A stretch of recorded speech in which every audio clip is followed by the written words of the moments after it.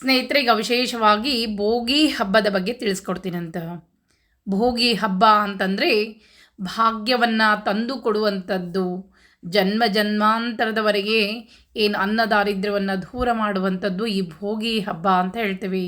ಈ ಭೋಗಿ ಹಬ್ಬದಲ್ಲಿ ಮಾಡುವಂಥ ದಾನಗಳು ವಿಶೇಷವಾಗಿ ನಮಗೆ ಜನ್ಮ ಜನ್ಮಾಂತರದಲ್ಲಿ ಅನ್ನಕ್ಕೆ ಯಾವತ್ತೂ ಕೊರತೆ ಬರೋದಿಲ್ಲ. ಇದು ಭೋಗಿ ಹಬ್ಬ ಅಂತ ಯಾವ ದಿನ ಆಚರಣೆ ಮಾಡ್ತೀವಿ ಅಂತಂದರೆ ಧನುರ್ಮಾಸದ ಕೊನೆಯ ದಿನವನ್ನು ಭೋಗಿ ಹಬ್ಬ ಅಂತ ಹೇಳಿ ಆಚರಣೆ ಮಾಡ್ತೀವಿ. ಈ ಸಲ 2 ದಿನ ಬಂದದ್ದು, ಅಂದರೆ ಕೆಲವು ಪಂಚಾಂಗದಲ್ಲಿ 13ನೇ ತಾರೀಕು ಕೊಟ್ಟರೆ, ಇನ್ನು ಕೆಲವು ಪಂಚಾಂಗದಲ್ಲಿ 14ನೇ ತಾರೀಕನ್ನು ಕೊಟ್ಟಾರ. ಇದನ್ನು ನಾನೀಗ ಪೂರ್ಣ ವಿವರವಾಗಿ ತಿಳಿಸ್ಕೊಡ್ತಾ ಹೋಗ್ತೇನೆ.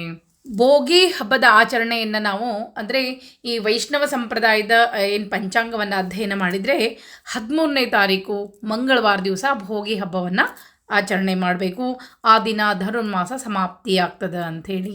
ಮಾರನೇ ದಿವಸ ಏಕಾದಶಿ, ಬುಧವಾರ 14ನೇ ತಾರೀಕು ಬುಧವಾರ ಏಕಾದಶಿ ಬರೋದ್ರಿಂದ ಭೋಗಿಯನ್ನು ಕೊಡಲಿಕ್ಕೆ ಆ ದಿನ ಬರುವುದಿಲ್ಲ ಅಂಥೇಳಿ ಆ ದಿನ ಈ ವೈಷ್ಣವ ಸಂಪ್ರದಾಯದವರು 13ನೇ ತಾರೀಕು ಭೋಗಿ ಹಬ್ಬವನ್ನು ಆಚರಣೆ ಮಾಡ್ತಾರೆ.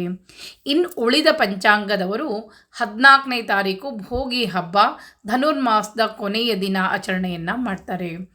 ಯಾಕಂದರೆ ಈ ಧನುರ್ಮಾಸದ ಕೊನೆಯ ದಿವಸ ನಾವು ಈ ಭಗವಂತನಿಗೆ ಹೆಸರುಬೇಳೆ ಅನ್ನ ಅಂದರೆ ಹುಗ್ಗಿ ಅನ್ನ ನೈವೇದ್ಯ ತೋರಿಸ್ತೀವಿ, ಅಂದರೆ ಮುದ್ಗ ಅನ್ನ ನೈವೇದ್ಯ ತೋರಿಸ್ತೀವಿ. ಅದು ಧನುರ್ಮಾಸದ ಕೊನೆಯ ದಿನ ಭೋಗಿ ಹಬ್ಬವನ್ನು ಮಾಡಿ ಒಂದು ಮುತ್ತೈದೆಗೆ ಭೋಗಿಯನ್ನು ಕೊಟ್ಟು ಭಗವಂತನಿಗೆ ನೈವೇದ್ಯ ಮಾಡುವಂಥ ಪದ್ಧತಿ. ಆ ದಿನ ಏಕಾದಶಿ ಬಂದಿರೋದ್ರಿಂದ ಅದಕ್ಕಾಗಿ ಈ ಕೆಲವು ಪಂಚಾಂಗದ ಪ್ರಕಾರ ನಾವು 13ನೇ ತಾರೀಕು ಭೋಗಿ ಹಬ್ಬವನ್ನು ಆಚರಣೆ ಮಾಡಬೇಕು ಅಂಥೇಳಿ. ಇನ್ನು ಕೆಲವು ಪಂಚಾಂಗದ ಪ್ರಕಾರ 14ನೇ ತಾರೀಕೆ ಭೋಗಿ ಹಬ್ಬ, ಅಂದರೆ ಮಕರ ಸಂಕ್ರಾಂತಿ ಹಿಂದಿನ ದಿನವೇ ನಮಗೆ ಭೋಗಿ ಹಬ್ಬ ಅಂಥೇಳಿ ಪ್ರತಿ ವರ್ಷವೂ ಅದೇ ರೀತಿಯಾಗಿ ಆಚರಣೆ ಮಾಡ್ತಾ ಬಂದಿದ್ದೇವೆ. 14ನೇ ತಾರೀಕು ಏಕಾದಶಿ ಇರೋದ್ರಿಂದ ಆ ದಿನ ಕೊಡ್ಲಿಕ್ಕೆ ಬರುವುದಿಲ್ಲ ಅಂಥೇಳಿ 13ನೇ ತಾರೀಕು ಆಚರಣೆಯನ್ನು ಕೆಲವು ಪಂಚಾಂಗದವರು ಹೇಳಿದರೆ, ಇನ್ನು ಕೆಲವು ಪಂಚಾಂಗದವರು 14ನೇ ತಾರೀಕೆ ನಾವು ಭೋಗಿ ಹಬ್ಬವನ್ನು ಆಚರಣೆ ಮಾಡಬೇಕು. ಏಕಾದಶಿ ದಿವಸ ನಮಗೆ ನೈವೇದ್ಯ ಮಾಡಲಿಕ್ಕೆ ಬರೋದಿಲ್ಲ, ಆದರೆ ದ್ವಾದಶಿ ದಿವಸ ಧನುರ್ಮಾಸದ ಕೊನೆಯ ದಿನವನ್ನಾಗಿ ನೈವೇದ್ಯವನ್ನು ಮಾಡಬಹುದು ಅಂಥೇಳಿ ಕೆಲವು ಪಂಚಾಂಗಕರ್ತರು ಹೇಳ್ತಾರೆ. ಅದಕ್ಕಾಗಿ ಭೋಗಿ ಹಬ್ಬವನ್ನು 13 ಅಥವಾ 14 ಎರಡೂ ದಿನವೂ ಆಚರಣೆ ಮಾಡಲಿಕ್ಕೆ ಬರ್ತದೆ. ನಿಮಗೆ ನಿಮ್ಮ ಮನೆಯಲ್ಲಿ ಯಾವ ರೀತಿ ಪದ್ಧತಿ ಅದ ಆ ರೀತಿಯಾಗಿ ಮಾಡಬಹುದು. 13ನೇ ತಾರೀಕು ಆ ದಿನ ನಾವು ಭೋಗಿಯನ್ನು ಕೊಟ್ಟು ಭಗವಂತನಿಗೆ ಹುಗ್ಗಿ ಗೊಜ್ಜು ಕೊನೆಯದಾಗಿ ನೈವೇದ್ಯವನ್ನು ಮಾಡಬಹುದು. ಇನ್ನು 14ನೇ ತಾರೀಕು ಆ ದಿನ ಕೊಡುವವರು 14ನೇ ತಾರೀಕು ಭೋಗಿಯನ್ನು, ಯಾರು ವೈಷ್ಣವ ಸಂಪ್ರದಾಯದವರಿದ್ದೀರಿ ಅವರು 13ನೇ ತಾರೀಕೆ ಕೊಡ್ರಿ. ಇನ್ನು ಉಳಿದವರು 14ನೇ ತಾರೀಕು ಭೋಗಿ ಹಬ್ಬವನ್ನು ಆಚರಣೆ ಮಾಡಬೇಕು. ಮರದ ಬಾಗಿಣ ಅಂತ ಹೇಳ್ತೇವೆ, ಭೋಗಿ ರೂಪದಲ್ಲಿ ಮರದ ಬಾಗಿಣವನ್ನು 14ನೇ ತಾರೀಕು ಕೊಡಬಹುದು ಅಂಥೇಳಿ ಈ ರೀತಿಯಾಗಿ ಆಚರಣೆ ಮಾಡ್ತಾರೆ. ಈ 13 ಅಥವಾ 14 ಎರಡು ದಿನ ಕೊಡ್ಲಿಕ್ಕೆ ಬರ್ತದೆ.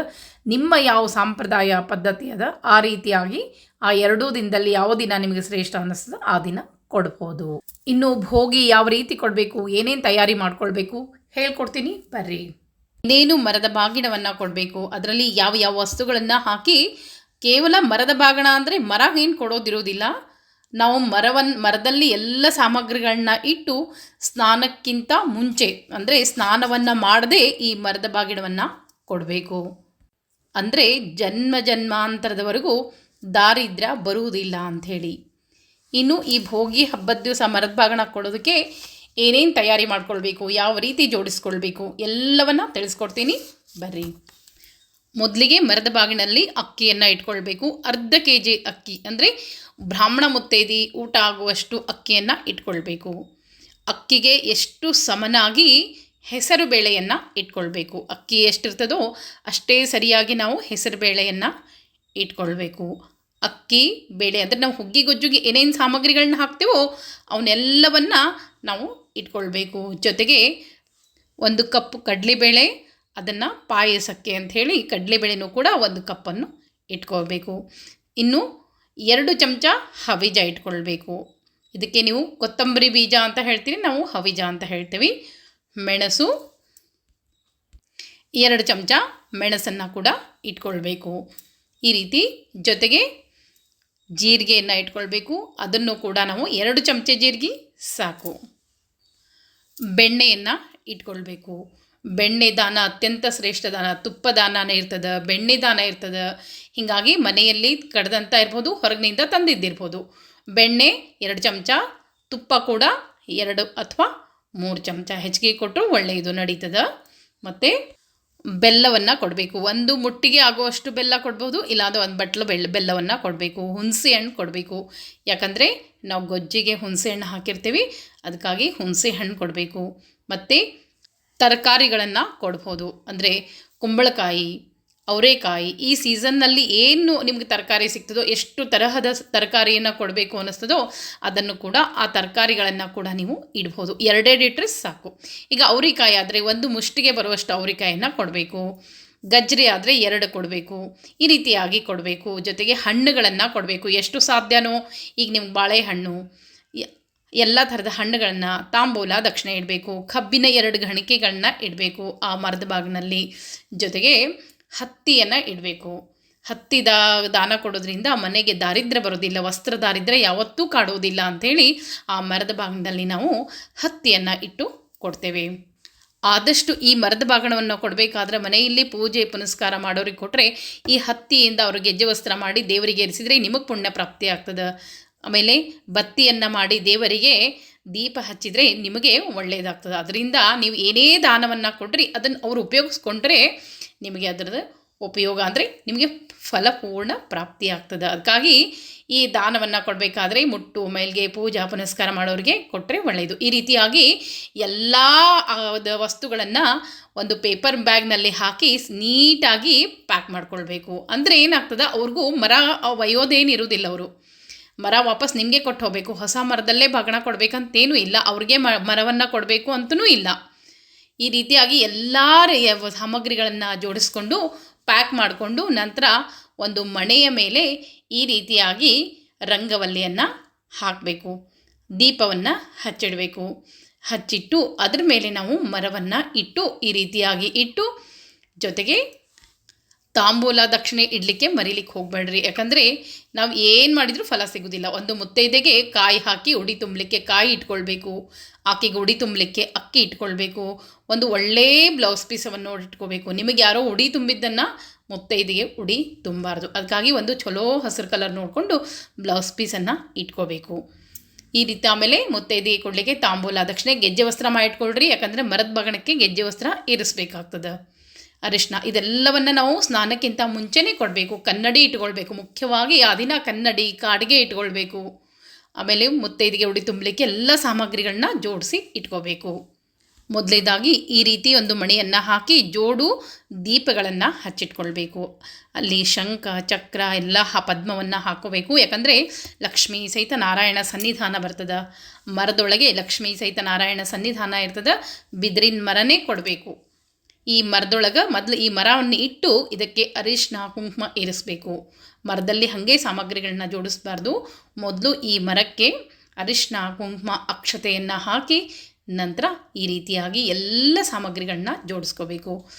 ಮತ್ತು ಕೊಬ್ಬರಿ ಎಣ್ಣೆ ಸಹ ಇಟ್ಕೊಳ್ಬೇಕು. ಬೆಣ್ಣೆ, ತುಪ್ಪ, ಕೊಬ್ಬರಿ ಎಣ್ಣೆ ಮರಿಬಾರ್ದು.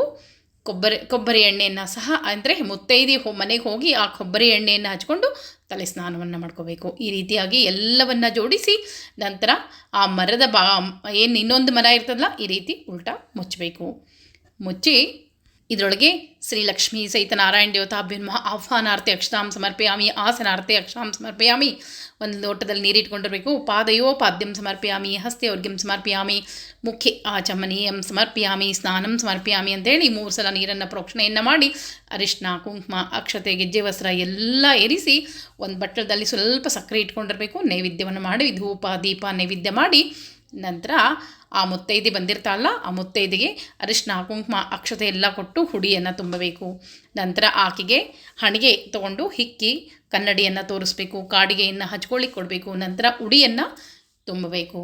ಕಾಯಿ, ಬ್ಲೌಸ್ ಪೀಸು, ದಕ್ಷಿಣೆ ಎಲ್ಲವನ್ನು ಹಾಕಿ ಉಡಿ ತುಂಬಿ ನಂತರ ಆಕೆ ಕಡೆಯಿಂದ ನೀವು ಕೂಡ ಉಡಿ ತುಂಬಿಸ್ಕೊಳ್ಬೇಕು. ಅರಿಶಿನ ಕುಂಕುಮ ಹಚ್ಕೊಂಡು ಉಡಿ ತುಂಬ್ಕೋಬೇಕು. ನಂತರ ನೀವು ಮತ್ತು ಆ ಮುತ್ತೈದೆ ಇಬ್ಬರು ಸೀರೆ ಸೆರಗನ್ನ ಅಂಚಿನಲ್ಲಿ ಮಹಾಲಕ್ಷ್ಮಿ ಸಾನ್ನಿಧ್ಯ ಇರ್ತದೆ. ಆ ಸೀರೆ ಸೆರಗಿಗೆ ಭಾಳನೇ ಮಹತ್ವ ಇರ್ತದೆ. ಅದಕ್ಕೆ ಸೀರೆ ಸೆರಗನ್ನು ಇಬ್ಬರು ಅವರು ಆ ಕಡೆ ಅವ್ರು ಹಿಡಿಬೇಕು, ಈ ಕಡೆ ನೀವು ಹಿಡ್ಕೊಬೇಕು. ಆವಾಗ ಮರದ ಬಾಗಿನ ಕೊಡುವವರು ಹೇಳಬೇಕು, ರಾಮಪತ್ನಿ ಮಹಾಭಾಗೆ ಪುಣ್ಯಮೂರ್ತಿ ನಿರಾಮಯೇ ಮಯಾ ದತ್ತಾನಿ ಶೂರ್ಪಾಣಿ ತ್ವಯಾ ಸ್ವೀಕೃತ ಜಾನಕಿ. ಆ ಮರದ ಬಾಗಣವನ್ನು ತಗೊಳ್ಳೋರು ಸಹ ಹೇಳಬೇಕು, ರಾಮಪತ್ನಿ ಮಹಾಭಾಗೆ ಪುಣ್ಯಮೂರ್ತಿ ನಿರಾಮಯೇ ತ್ವಯಾ ದತ್ತಾನಿ ಶೂರ್ಪಾಣಿ ಮಯಾ ಸ್ವೀಕೃತ ಜಾನಕಿ ಅಂಥೇಳಿ ಅವರು ಹೇಳಬೇಕು. ನಂತರ ನೀವು ಅವ್ರಿಗೆ ಮರದ ಬಾಗಿಣವನ್ನು ಕೊಟ್ಟು ಕೈಯಲ್ಲಿ ಅಕ್ಷತೆಯನ್ನು ಕೊಟ್ಟು ನಮಸ್ಕಾರ ಮಾಡಿ ಅವ್ರ ಕಡೆಯಿಂದ ಅಕ್ಷತೆಯನ್ನು ಹಾಕಿಸ್ಕೋಬೇಕು. ಆದಷ್ಟು ಮರದ ಬಾಗಿಣವನ್ನು ಮಕ್ಕಳು ಮರಿ ಇರುವಂಥ ಹಿರಿಯ ಮುತ್ತೈದೆಗೆ ಕೊಡ್ರಿ. ಯಾಕಂದರೆ ಅವರು ಇಷ್ಟು ದಿವಸ ಮರಿಯಿಂದ ತುಂಬ ಸಂಸಾರವನ್ನು ಮಾಡಿದಂಥವ್ರ ಕಡೆಯಿಂದ ನೀವು ಅಕ್ಷತೆ ಆಶೀರ್ವಾದವನ್ನು ಪಡೆದ್ರೆ ನಿಮ್ಮ ಮನೆಗೂ ಏಳಿಗೆ ಆಗ್ತದೆ. ಆ ದಿನ ತಪ್ಪದೇ ಮುತ್ತೈದೆಯರು ಎಣ್ಣೆ ಹಚ್ಕೊಂಡು, ಅಂದರೆ ತಲೆಗೆ ಎಣ್ಣೆ ಹಚ್ಕೊಂಡು ಅರಿಶಿನ ಎಲ್ಲ ಹಚ್ಕೊಂಡು ತಲೆ ಸ್ನಾನವನ್ನು ಮಾಡಬೇಕು. ತಪ್ಪದೇ ತಲೆ ಸ್ನಾನ ಮಾಡೋದ್ರಿಂದ ಭಾಗ್ಯ ಪ್ರಾಪ್ತಿ ಆಗ್ತದೆ. ಮರೆಯದೇ ಆ ದಿನ ನೀವು ಎಣ್ಣೆಯದೆಲ್ಲ ಹಚ್ಕೊಂಡು ತಲೆ ಸ್ನಾನವನ್ನು ಮಾಡಿಕೊಳ್ಬೇಕು. ನಂತರ ದೇವರಿಗೆ ಹುಗ್ಗಿ ಗೊಜ್ಜು ಪಾಯಸ ಮಾಡಿ ನೈವೇದ್ಯವನ್ನು ಮಾಡಬೇಕು. ಇದು ಭೋಗಿ ಹಬ್ಬದ ವಿಶೇಷತೆ. ಈ ರೀತಿಯಾಗಿ ಪೂರ್ಣ ವಿವರವಾಗಿ ತಿಳಿಸ್ಕೊಟ್ಟೇನೆ. ಮತ್ತೆ ಮುಂದಿನ ವಿಡಿಯೋದ ಸಿಗ್ತೀನಿ ಸ್ನೇಹಿತರೆ. ನಮಸ್ಕಾರ.